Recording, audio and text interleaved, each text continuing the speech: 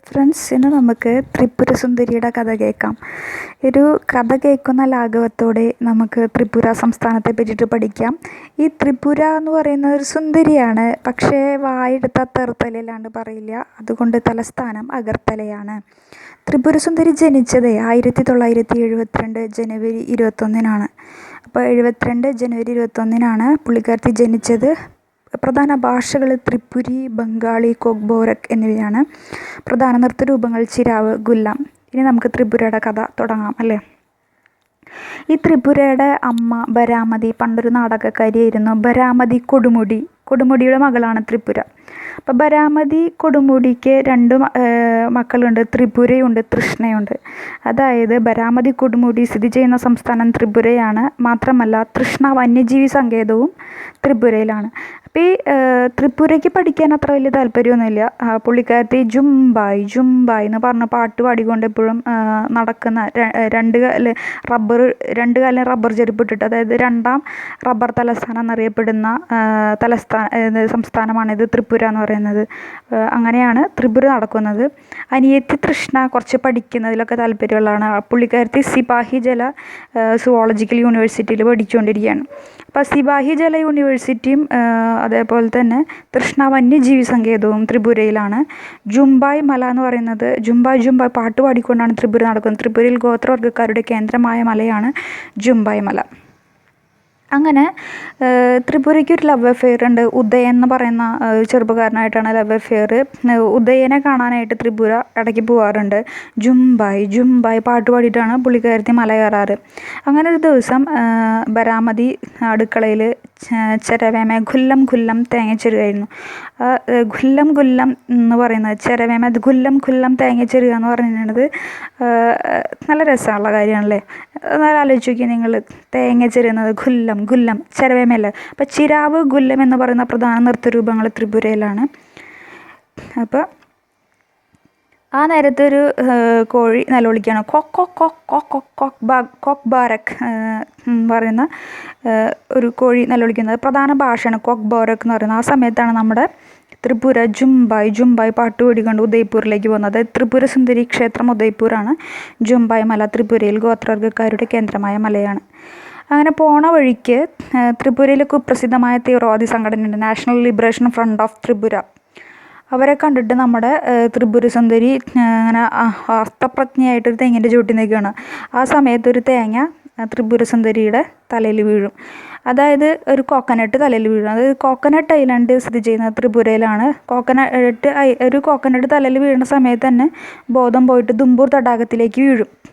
അതായത് ദുംബൂർ തടാകം എന്ന് പറയുന്നതും കോക്കനട്ട് ഐലൻഡ് എന്ന് പറയുന്നതും ത്രിപുരയിൽ തന്നെയാണ്. അങ്ങനെ ഉദയനാകെ സംശയവും, ഉദയൻ ആകെ പരവശനാവുക കാണാണ്ട്.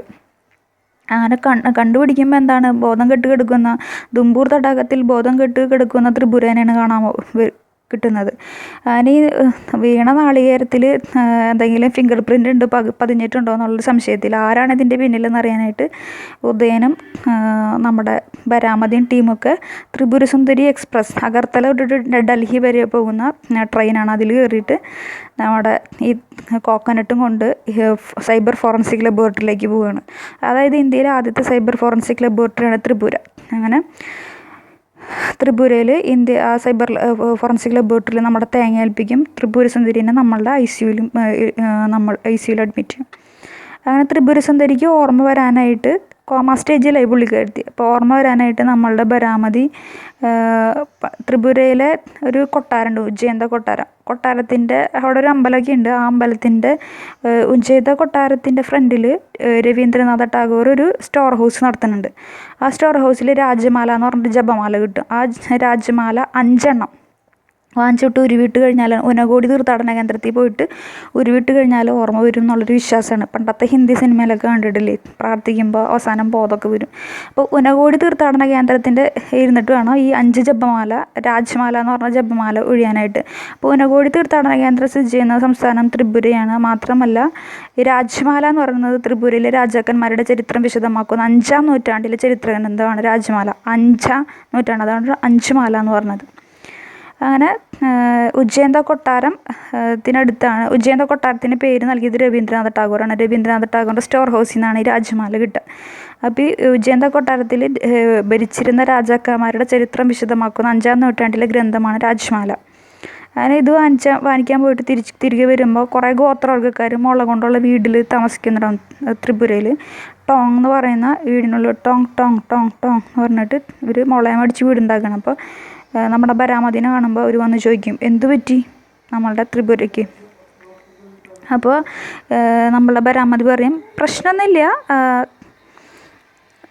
അവളുടെ കേസ് 2013 മാർച്ച് 26 ക്ക് മാറ്റി വെച്ചിരിക്കുകയാണ്. ത്രിപുര ഹൈക്കോടതി നിലവിൽ വന്നത് 2013 മാർച്ച് 26 24ാമത്തെ ഹൈക്കോടതിയാണ്.